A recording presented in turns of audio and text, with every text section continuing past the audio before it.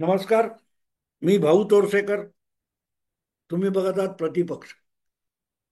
मित्रांनो, मला गेले 8-10 दिवस एक प्रश्न सतावतोय. वेगवेगळ्या माध्यमातल्या, वेगवेगळ्या चॅनेलवरच्या ब्रेकिंग न्यूज, खुल्या न्यूज या सगळ्या मी चाचपून आणि तपासून बघतोय. आणि मला एका प्रश्नाचं उत्तर मिळत नाहीये. तो प्रश्न म्हणजे, सध्या छगन भुजबळ काय करतात? येस मित्र, छगन भुजबळ काय करतात? मला गंमत याची वाटते की ज्या पत्रकारांना मनापासून वाटतं की महाराष्ट्रात हे राक्षसी बहुमत मिळवलेली जी महायुती आहे, अजितदादा, एकनाथ शिंदे आणि देवेंद्र फडणवीस यांचं जे संयुक्त सरकार आहे, हे एकदाच कोसळून पडावं असं वाटणारे मराठीतले बहुतांश संपादक आहेत. आणि ते मग एकनाथ शिंदे यांच्या नाराजीचं बुजगावणं उभं करतात, तुणतुणं वाजवत राहतात. या सगळ्या पार्श्वभूमीवर सगळ्यात मोठी नाराजी जी जाहीरपणे व्यक्त झाली, त्याची जरा चिकित्सक बुद्धीने पाहणी करावी, तपासणी करावी, पाठलाग करावा, असं या पत्रकार संपादकांना का वाटत नाही, हा माझ्या समोरचा प्रश्न आहे. विधानसभेचे निकाल 23 नोव्हेंबरला लागले. त्यानंतर जवळजवळ 10-12 दिवस तरी सरकार बनत नव्हतं. प्रचंड राक्षसी बहुमत, एवढं प्रचंड बहुमत असून सुद्धा सरकार का बनत नाही, शपथविधी का होत नाही, हे प्रश्न विचारले जात होते. आणि जेव्हा ते सरकार बनलं, तेव्हा ते सरकार, त्यामध्ये नाराजी वगैरे किती आणि कशी आहे याची चर्चा सतत चालू राहिली आहे. पण या बनलेल्या सरकारमध्ये जेव्हा विस्तार झाला, नागपूरला पहिलं अधिवेशन विधानसभेचं भरवणार, त्यासाठी जेव्हा मंत्रिमंडळाचा विस्तार करण्यात आला, पण अक्षरशः प्रत्येक मंत्र्याला खातं सुद्धा मिळालं नव्हतं. या कालखंडामध्ये सरकार, अधिवेशन, विश्वास प्रस्ताव यापेक्षाही एक विषय गाजत होता, ज्याला आता जवळजवळ 2 महिने होत आले. तो विषय होता, 2 महिन्यापेक्षा जास्त काळ झालेत, आणि तो विषय होता राष्ट्रवादी काँग्रेस पक्षातले सगळ्यात ज्येष्ठ नेते छगन भुजबळ. छगन भुजबळ यांना मंत्रिमंडळातून वगळण्यात आलं होतं. वगळण्यात आलं होतं. ज्या छगन भुजबळांनी त्यांचे मेंटर, सत्तेच्या राजकारणातले छगन भुजबळ, आपले छगन भुजबळांचे जे आपण गॉडफादर वगैरे म्हणू, अशा शरद पवारांना टांग मारून भुजबळ हे 2 जुलै 2023ला अजितदादांच्या सोबत बाहेर पडले होते, बाजूला झाले होते. आणि आपल्याच शिक्षण संस्थेच्या पटांगणात त्यांनी शरद पवार विरोधातल्या पहिल्या जाहीर मेळाव्याचं आयोजन अजितदादांच्या नेतृत्वाखाली केलं होतं. पण त्या सगळ्यातला पुढाकार हा छगन भुजबळांचा लपून राहिला नाही. आणि तुम्हाला आठवत असेल तर अजितदादा यांच्या विरुद्ध तलवार उपसून शरद पवार बाहेर पडले, तेव्हा शरद पवारांनी सगळ्यात पहिली जाहीर सभा किंवा जाहीर कार्यकर्त्यांचा मेळावा हा छगन भुजबळ यांच्या विधानसभा मतदारसंघात घेतला होता. आणि नुसता मेळावा घेतला नव्हता, तर अत्यंत विखारी स्वरूपाची टीका आपला शरद पवारांनी छगन भुजबळ यांच्यावर येवल्यामध्ये केली होती. आपण इथे 5 वर्षापूर्वी आलो होतो, त्याच्या आधी खूप वेळा आलो होतो. आणि आपण जो माणूस उमेदवार म्हणून येवल्याला दिला होता आपल्या पक्षातर्फे, तो उमेदवार किंवा त्याला उमेदवारी देणं ही आपली सगळ्यात मोठी चूक होती, असं सांगायला शरद पवार येवल्यापर्यंत गेले होते, एवढं मला आठवतं. आणि तेव्हा चिडून आपली चूक झाली की छगन भुजबळांना उमेदवारी दिली, मंत्रीपद दिलं, सत्तापद दिलं आणि मोठं केलं, ही आपली चूक आहे असं शरद पवारांनी म्हटलं होतं. तेव्हा भुजबळांनी त्याला उत्तर देताना म्हटलं होतं, अशी माफी मागत कुठल्या कुठल्या आणि किती मतदारसंघात फिरणार आहोत. म्हणजे जितके अजितदादा कठोर टीका आपल्या काकांवर करत नव्हते, बंडाचा नेता असून सुद्धा त्यापेक्षा बोचणारी टीका छगन भुजबळ करत होते आणि आपणच या बंडातले ज्येष्ठ नेता आहोत हे दाखवायला छगन भुजबळ धडपडत होते. अशा छगन भुजबळांना विधानसभेची आत्ताची निवडणूक संपल्यावर म्हणजे 1.5 वर्षाचं शेवटचं मंत्रीपद भोगल्यानंतर सत्तेपासून दूर ठेवण्यात आलेलं आहे, मंत्रिमंडळातून वगळण्यात आलेलं आहे. आणि अर्थातच या नव्या महाराष्ट्र सरकारच्या मंत्रिमंडळाचा शपथविधी होण्यापूर्वी काही तास सुद्धा छगन भुजबळांना अशी अपेक्षा नव्हती. आपण मंत्रिमंडळातून वगळले जाऊ असं छगन भुजबळांना वाटलं सुद्धा नव्हतं, अगदी स्वप्नात सुद्धा वाटलं नव्हतं. आणि हे त्यांच्या मंत्रिमंडळाची शपथ होण्याच्या दरम्यानच्या प्रतिक्रियेतून दिसतं. इकडे मंत्रिमंडळाचा शपथविधी झाला आणि कोण कोण नाराज आहेत याविषयीच्या बातम्या माध्यमातून आणि चॅनेलवर झळकायला लागल्या, तेव्हा सगळ्यात पहिली नाराजीची प्रतिक्रिया ही छगन भुजबळांकडून आली होती. आणि अगदी आपल्या नेहमीच्या स्टाईलमध्ये शेरो शायरी किंवा काव्य वगैरे चित्रपट गीतं अशा शब्दामध्ये छगन भुजबळ यांनी सांगितलं होतं, पुढे काय, जहां नहीं चैना वहां नहीं रहना. थोडक्यात छगन भुजबळ हे लवकरच काकांचे पुतणे अजितदादा पवार, उपमुख्यमंत्री अजितदादा पवार आणि त्यांच्या ताब्यात गेलेला राष्ट्रवादी काँग्रेस पक्ष यात लवकरच बंडाचा झेंडा खांद्यावर घेऊन बाहेर पडणारा पहिला नेता छगन भुजबळ असतील अशी चर्चा डिसेंबरच्या पहिल्या पंधरवड्यात सुरू झालेली होती, शपथविधीनंतर लगेच. आणि मग वेगवेगळे आपण कार्यकर्त्यांशी बोलू, आपण यांच्याशी बोलू, आपण त्यांच्याशी बोलू अशी चर्चा सुरू झाली होती. आणि दरम्यान एक गोष्ट होऊन गेली होती, निवडणुकांच्या पूर्वी लोकसभा किंवा विधानसभा निवडणुका व्हायच्या असताना मराठा आंदोलनाने पेट घेतला होता. जालनाच्या अंबड तालुक्यात अंतरवाली सराटी हे मराठा आरक्षण आंदोलनाचं किंवा मराठा अस्मितेचं एक नवं केंद्र तयार झालं होतं. आणि तिथे बसलेले जरांगे पाटील, मराठ्यांचे योद्धा मराठा असले नेता, हे नित्य नेमाने आग ओकत होते. आणि त्यांची 2 टार्गेट होती, 2 लक्ष होती. एक होतं उपमुख्यमंत्री देवेंद्र फडणवीस, ते ब्राह्मण म्हणून, आणि दुसरे होते छगन भुजबळ, ओबीसी नेता म्हणून. महाराष्ट्रात कुणबी या जातीला जे आरक्षण मिळालेलं आहे ते ओबीसी मधून मिळालेलं आहे. आणि म्हणून मराठ्यांना सुद्धा कुणबी ठरवून कुणबी या ओबीसी आरक्षणातूनच फायदा मिळाला पाहिजे ही मागणी जरांगे पाटील यांनी केली होती. आणि अगदी शरद पवारांनी अंतरवली सराटीत जाऊन जरांगेंची पाठ सुद्धा थोपटली होती. त्यावेळेला जरांगे पाटील यांच्या विरोधात ठामपणे उभा राहणारा ओबीसी नेता छगन भुजबळ होता. आणि म्हणून राज्यात ज्या ओबीसींच्या विविध संघटना आहेत, जातीनिहाय असतील, विभागनिहाय असतील, या सगळ्या नेत्या कुठल्याही पक्षातले असले तरी ओबीसींचे बहुतांश नेते छगन भुजबळ यांच्या बाजूने समर्थपणे उभे राहिले होते.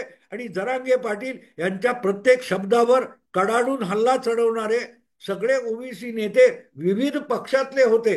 पण छगन भुजबळ म्हणजे महाराष्ट्रातल्या ओबीसींचा चेहरा, असं एक चित्र तयार झालं होतं. आणि एका क्षणी जरांगे पाटील बोलून सुद्धा गेले होते की भुजबळ कसा निवडून येतो हे बघू. एवढ्यामध्ये येऊन छगन भुजबळांना हरवण्याची भाषा शरद पवार पण बोलत होते आणि जरांगे पाटील सुद्धा बोलत होते. त्यामुळे मुद्दा असा आहे की छगन भुजबळ म्हणजे अजितदादा पवारांच्या गटातला एक नेता, एक माजी मंत्री, शरद पवारांचा अत्यंत विश्वासू असा एक आक्रमक चेहरा. म्हणून छगन भुजबळ, एवढं छगन भुजबळांचं वर्णन होऊ शकत नाही. छगन भुजबळ म्हणजे बाळासाहेब ठाकरे आणि अलीकडच्या काळात शरद पवार अशा दोन दिग्गज महाराष्ट्रातल्या मोठ्या नेत्यांना भिडलेला आणि त्यांच्याशी झुंजून आपली राजकीय कारकीर्द टिकवू शकणारा नेता आहे. कितीही प्रतिकूल परिस्थितीमध्ये असं म्हणतात ना की ते मांजराला किती उंचावरून टाका, ते आपल्या पंजावरच उभं राहतं जिथे पायाला जमीन किंवा आधार मिळेल तिथे. छगन भुजबळ यांच्या राजकारणाकडे तुम्ही बघाल तर तुमच्या लक्षात येईल कितीही उंचावरून कडेलोट झाला, कितीही विपरीत परिस्थिती असली तरी छगन भुजबळ हे कायम आपल्या पायावर ठामपणे उभे राहिलेत आणि आपल्या राजकीय कारकिर्दीला टिकून राहिलेले आहेत. मला 91 साली छगन भुजबळांनी 6 डिसेंबर रोजी केलेलं बंड आठवत. 18 शिवसेनेचे आमदार, अगदी पहिल्यांदा शिवसेना महाराष्ट्रातली सगळ्यात मोठा पक्ष, विरोधी पक्ष बनून विरोधी नेता झालेली शिवसेना होती, त्या मनोहर जोशींच्या विरुद्ध बंड पुकारून छगन भुजबळ उभे राहिले आणि 54 मधले 18 आमदार घेऊन, 1/3 आमदार घेऊन बाजूला झाले होते. ते छगन भुजबळ मला अजून आठवतात. पुढचे 2 महिने छगन भुजबळ यांची नागपूरहून मुंबईला येण्याची हिंमत झाली नव्हती. सरकार त्यांचं होतं, ते मंत्री होते. ते छगन भुजबळ आणि एक दोनदा तरी शरद पवारांची पंगा घेतलेले आणि अखेरीस अजितदादांच्या सोबत शरद पवारांना खुलं आव्हान देऊन पक्षातून बाहेर पडलेले छगन भुजबळ हे अलीकडल्या काळात महाराष्ट्रात ओबीसीचे निर्विवाद नेता झालेले होते आणि त्यांना आत्ताच्या या मंत्रिमंडळातून बाजूला ठेवल्यानंतर त्यांनी आपल्या वैयक्तिक उभारलेल्या समता परिषदेच्या वतीने एक मोठा मेळावा सुद्धा घेतला होता आणि त्या मेळाव्यामध्ये एक महिला नेत्या कोणतरी होत्या, त्यांनी तर उघडपणे सांगितलं होतं बास झालं यांच्या नादाला लागणं, आपण भाजपत जाऊ. यात एक सिग्नल महत्वाचा होता मित्रांनो. देशाच्या सगळ्या राजकारणाची जेव्हा राजकीय जातीय उकल केली जाते त्यामध्ये भाजपला ओबीसींची व्होट बँक चालवणारा पक्ष म्हणून ओळखला जातो आणि भुजबळांसारखा ओबीसी नेता महाराष्ट्रात भाजपमध्ये नसावा, ह्याला निव्वळ योगायोग म्हणायचा की आणखीन काय म्हणायचं. एका अर्थाने भुजबळ हे तुलनेने स्वयंभू नेता आहेत, पण संपूर्णपणे स्वतःच्या खांद्यावर जबाबदारी घेऊन चालणारा नेता अशी त्यांची ओळख नाहीये. शिवसेनेतून बाहेर पडले ते शरद पवारांच्या आश्रयाला गेले आणि पवारांपासून बाजूला झाले तर पुतण्याच्या आश्रयाला गेले. जसं एकनाथ शिंदे उद्धव ठाकरेंना आव्हान देऊन अख्खा पक्ष स्वतःच्या खिशात टाकून निघून गेले, तेवढं स्वयंभू पण छगन भुजबळ यांना दाखवता आलेला नाही. अजितदादा किंवा एकनाथ शिंदे यांच्याकडे मराठा नेता म्हणून बघितलं जात असेल तरीही शिवसेनेतल्या 18 पगड जातीच्या सगळ्या शहरी आणि ग्रामीण नेत्यांना, कार्यकर्त्यांना एकनाथ शिंदे आपल्या बरोबर घेऊन जाऊ शकलेत, आपल्यावर विश्वास ठेवून त्यांना कुठल्याही बंडामध्ये आपल्या इच्छा मान्य करायला भाग पाडणे इतकंच एकनाथ शिंदे यांनी आपली हुकूमत दाखवलेली आहे. पण भुजबळ हे त्या बाबतीत शिवसेनेत असताना किंवा शिवसेना सोडल्यानंतर पवारांकडे असताना किंवा अजितदादांबरोबर गेल्यानंतर आपलं एवढं स्वयंभूपण आणि राज्यव्यापी आपली शक्ती छगन भुजबळ दाखवू शकलेले. आणि म्हणूनच आपल्याला मंत्रिमंडळातून वगळल्यानंतर त्यांचा जो राग होता तो त्यांनी व्यक्त केला, हरकत नाही. तसा तर अब्दुल सत्तार, एकनाथ शिंदेच्या गटातले नेते, त्यांनी सुद्धा तो राग व्यक्त केलेला आहे, दाखवलेला आहे. आपण पक्षामुळे निवडून येतो असं नाही, आपल्या नावाने कुत्र हे चिन्ह असलं तरीही आपण निवडून येऊ अशी वल्गना अब्दुल सत्तार यांनी सुद्धा केलेली आहे. भुजबळ त्यांच्यापेक्षा थोडे सुपिरियर म्हणता येतील, पण स्वयंभूपणे उभं राहून स्वतःचं एक संघटन उभारणं, जसं पालघर किंवा ठाणे जिल्ह्याच्या काही भागामध्ये हितेंद्र ठाकूर यांनी एक आपला पक्ष उभा केलेला आहे, छोटा असेल, बच्चू कडूंनी त्या विदर्भामध्ये एक छोटा आपला एक पक्ष उभा केलेला आहे. विनय कोरे यांनी कोल्हापूरच्या 2-4 तालुक्यात असेल पण आपलं एक वर्चस्व दाखवलेलं आहे.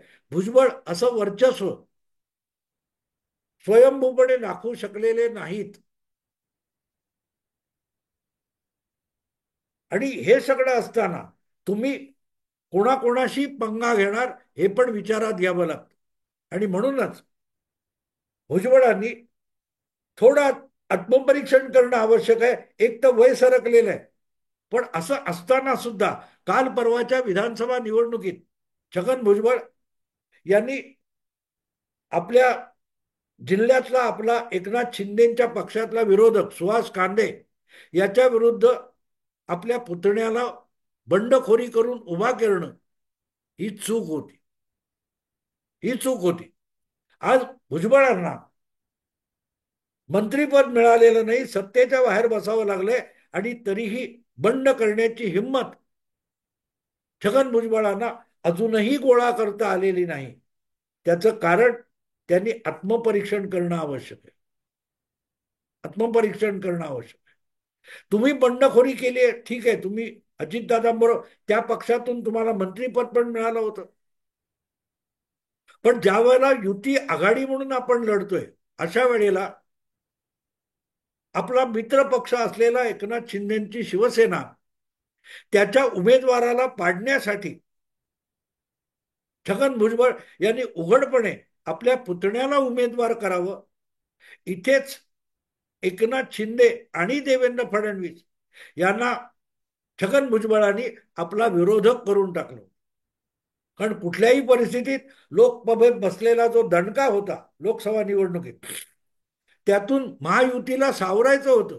आणि म्हणून शिंदे असोत, अजितदादा असोत किंवा देवेंद्र फडणवीस असो, एक दिलाने एकजुटीने आपली सगळी ताकद आपल्या किंवा आपल्या मित्र पक्षाच्या उमेदवाराच्या पाठीशी उभे करत होते. अशा वेळेला तो मनाचा मोठेपणा छगन भुजबळ यांना दाखवता आला पाहिजे आणि तो जिथे दाखवला नाही त्यातून छगन भुजबळ हे नाशिक जिल्ह्यापुरते आहेत हे त्यांनी स्वतःच दाखवून दिलं. त्यापेक्षाही छगन भुजबळ हे आपल्या कुटुंबापुरते आहेत याचीच साक्ष त्यांनी आपल्या पुतण्याला बंडखोरी करायला लावून दाखवून दिलं आणि तिथेच त्यांचं मंत्रीपद गेलं होतं. त्यामुळे मीडियाचे कॅमेरे समोर आले की रोज संजय राऊत पण काहीतरी बोलतात. तशी पल्लेदार 2-4 वाक्य सुषमा अंधारे सुद्धा फेकतात.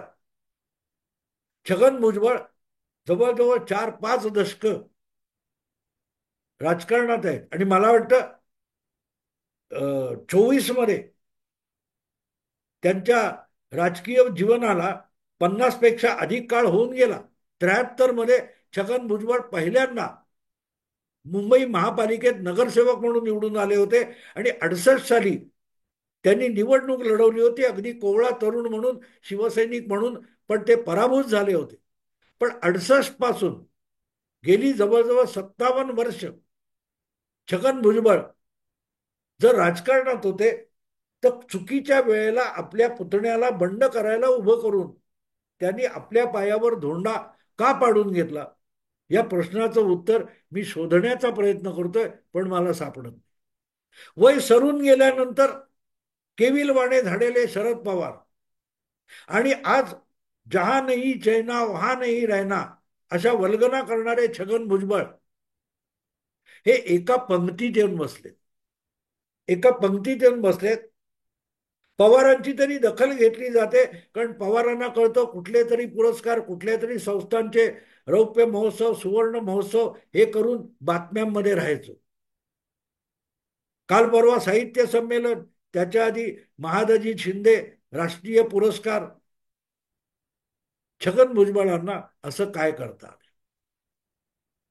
गेल्या 3 महिन्यात छगन भुजबळ काय करतायत, कुठे आहेत, कुठे गायब झालेत हा प्रश्न म्हणून विचारला गेला पाहिजे. अजूनही आमदार आहेत, परत एकदा ते विधानसभेत निवडून आलेले आहेत, पण त्यांनी मीडियापासून फारकत घेतली आहे की कुठची जमवाजमव करते. अजितदादांच्या विरुद्ध किंवा युतीविरुद्ध बंड करायचं असेल, ते अर्थातच ह्या सगळ्या नाराजीनंतर देवेंद्र फडणवीसांना, मुख्यमंत्र्यांना स्वतः वैयक्तिक जाऊन भेटून पण आलेले आहेत. म्हणून ते भाजपत जातील का? काय करतायत छगन? हा म्हणूनच बातमीचा विषय, पण जिथे बातमी आहे तिथे फिरकायचं नाही, तिथे वळून सुद्धा बघायचं नाही. असं ज्याला वाटतं त्याला आजकाल पत्रकार म्हणतात, त्याला आजकाल बातमीदार म्हणतात. म्हणूनच असे विषय शोधून शोधून माझ्यासारख्या युट्यूबरला मांडावे लागतात. मित्रांनो, उत्सुकता आहे. बघू नजीकच्या काळात छगन भुजबळ काय करतात, याची माहिती मिळवता येईल. कशी मिळेल मला माहित नाही, पण निदान पत्रकारांनी, धावणाऱ्या तरुण पत्रकारांनी भुजबळ सध्या काय करतायत आणि नेमके कुठे आहेत याचा शोध घ्यावा, अशी माझी आग्रहाची विनंती आहे. कोणाच्या डोक्यात त्यामुळे प्रकाश पडतो बघू. मी आता इथेच थांबतो. आवडलं लाईक करा, शेअर करा आणि प्रतिपक्षाला सबस्क्राईब करा. नमस्कार.